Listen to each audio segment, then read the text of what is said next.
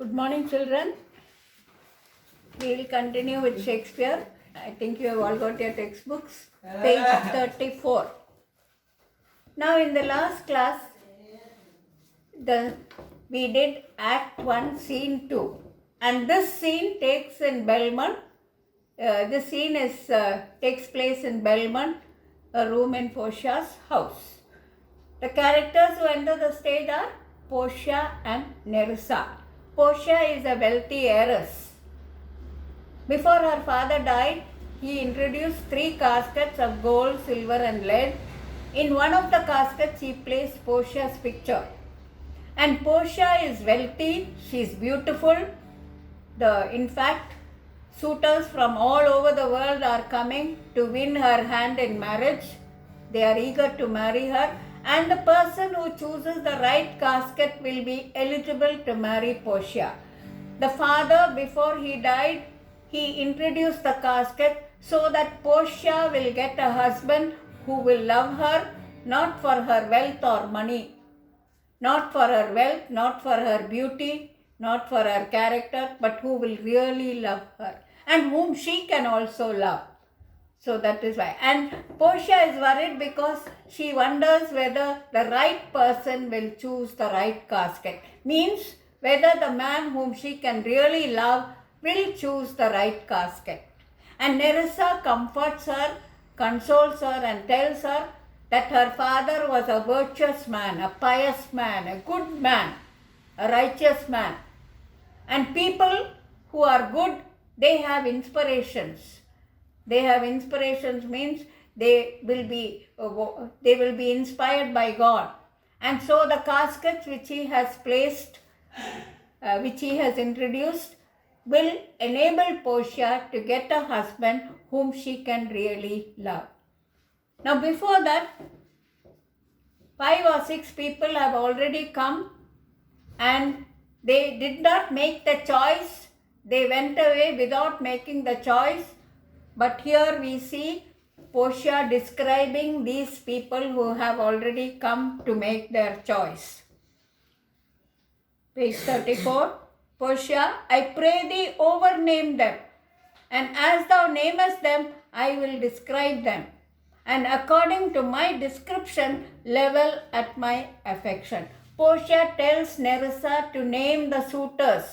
Suitors are people who come to try and win Portia's hand in marriage. And Portia tells Nerissa to name them one by one. And while she is naming them, she will describe them. And from her description, Nerissa can find out whether Portia loves that man or not.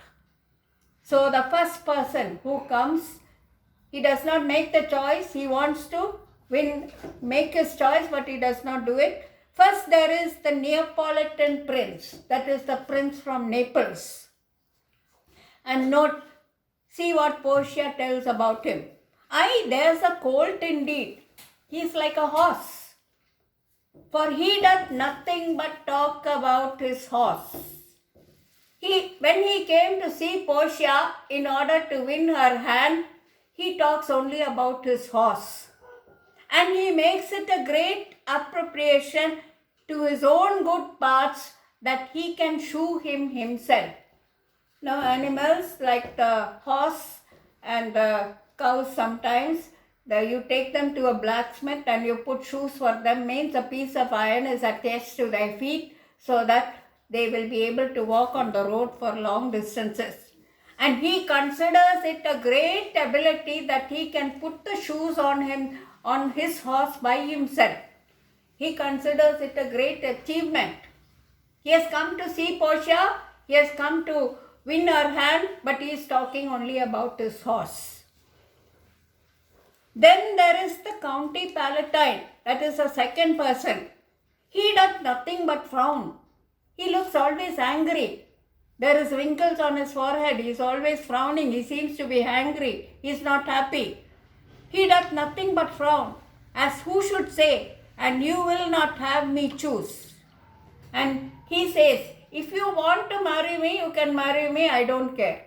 I don't care whether you marry me or not. So he is not bothered about that. That is the second person, the County Palatine. He hears merry tales and smiles not. Even if he hears funny stories or jokes, he will not smile or laugh. He is always frowning, he is very gloomy. I fear he will prove the weeping philosopher when he grows old. Being so full of unmannerly sadness in his youth. Now the notes for the weeping philosopher are given on page 22 of this book. You can refer to the notes. Weeping philosopher is Heraclitus of Ephesus. He was so sad because of the foolishness of mankind, the follies of people, that he went into the mountains to live by himself. He was saddened by the follies of mankind. I fear he will prove the weeping philosopher when he grows old, being so full of unmannerly sadness in his youth. Now this is a young man. County Palatine is a young person, but he is so gloomy, so sad. He is frowning, he looks angry all the time. What will he be like when he grows old? I had rather be married to a death's head with a bone in his mouth than to either of those two. Death's head is a skull with two crossbones. Usually the sign of danger has this kind of emblem.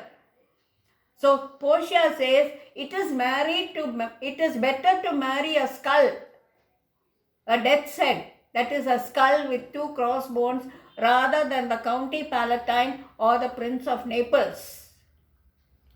I had rather be married to a death's head with a bone in his mouth than to either of these two. I don't wish to marry these two people.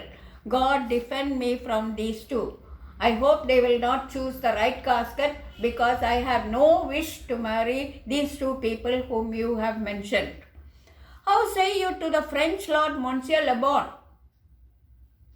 God made him, and therefore let him pass for a man. He is created by God, so I know it is a sin to make fun of him. I know it is a sin to be a mocker. But he, that is the French Lord, Le Bon, why, he had a horse better than the Neapolitan. He talks more about his horse than the Prince of Naples. He had the horse better than the Neapolitan. He talks more about his horse than the Prince of Naples. A better bad habit of frowning than the Count Palatine. He frowns more than the County Palatine. He falls straight to capering if a throstle sings. Throstle is a very common English bird, and if he hears this bird singing anywhere, he will start dancing. He falls straight to capering. He will fence with his own shadow. If he sees a shadow, he will try to fight with that shadow. He will imagine that it is another person. His shadow is another person. If I should marry him, I should marry 20 husbands. He has no individuality or personality of his own. So if I marry Monsieur Le Bon, I should be marrying 20 people because he imitates other people. If he would despise me, I would forgive him. If he hates me, I can forgive him. But if he loves me to madness, I cannot return his love. If he loves me, I cannot return his love. If he loves me to madness, I shall never requite him, means return his love. What say you then to Falconbridge, the young Baron of England? You know, I say nothing to him, for he understands not me, nor I him. He hath neither Latin, French, nor Italian. Now the languages which Portia knows are Latin, French and Italian. These three languages, the Falconbridge, the Baron of England, the Lord from England does not know. He knows only English, and Portia does not know English. So how can she talk to him if he marries her? You know, I say nothing to him. She cannot talk to him, for he understands not me nor I him. We cannot talk to each other. He hath neither Latin, French nor Italian. And you will come into the court and swear that I have a poor pennyworth in the English. My knowledge of English is very poor. He is a proper man's picture. He is very handsome. But alas, who can converse with the dumb show? But he looks handsome, but it is impossible for Portia to talk to him because he does not know her language. They can only talk through gestures, that is dumb shows. Through signs or actions only they can talk with each other. How oddly he is suited. His dress is very strange. I think he bought his doublet in Italy. Doublet is jacket. He might have bought his jacket in Italy, his round hose in France, his trousers in France, his bonnet in Germany. He's bought his cap in Germany. A cap or hat is very important in English society. And his behavior everywhere. He imitates all people. So he imitates the dress of other countries. Here Shakespeare is making fun of the people of England who try to imitate the dress worn by people of other countries. I think he bought his doublet in Italy, his roundhouse in France, his bonnet in Germany, and his behavior everywhere. He imitates all other people. He has no personality or individuality of his own. What think you of the Scottish lord, his neighbor? Scotland and England were border countries, and there was constant fighting between these two countries at that time, at the time of Shakespeare. That he had the neighborly charity in him, for he borrowed a box of the ear of the Englishman and swore he would pay him again when he was able. The Scottish lord was boxed by the Englishman, but he could not return the boxing means sitting. The Scottish man gave a blow to the Englishman, but he was frightened to return the blow, and he promised that he would return the blow again when he was able. He did not have courage to hit back.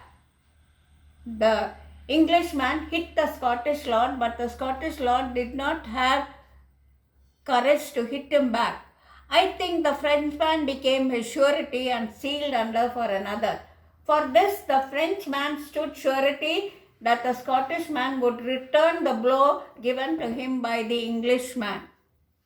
How like you, the young German, the Duke of Saxony's nephew, very wildly in the morning when he is sober. In the morning, people have not drunk, they just start to drink, and at that time he is sober, means he is in a serious mood. And most wildly in the afternoon, he starts drinking, and then his behavior becomes terrible. When he is drunk, he is at his best. When he is drunk, when he is best, he is little worse than a man. Even at the best of times, when he has drunk only little, he is worse than a man. You cannot call him a human being. His behavior does not show that he is a human being. And when he is worst, he is little better than a beast. In his worst behavior, he is as good as an animal, or he is worse than an animal. And the worst fall that ever fell, I hope I shall make shift to go without him. The worst thing that can happen to me is to marry this person. So I hope he will not choose the right casket.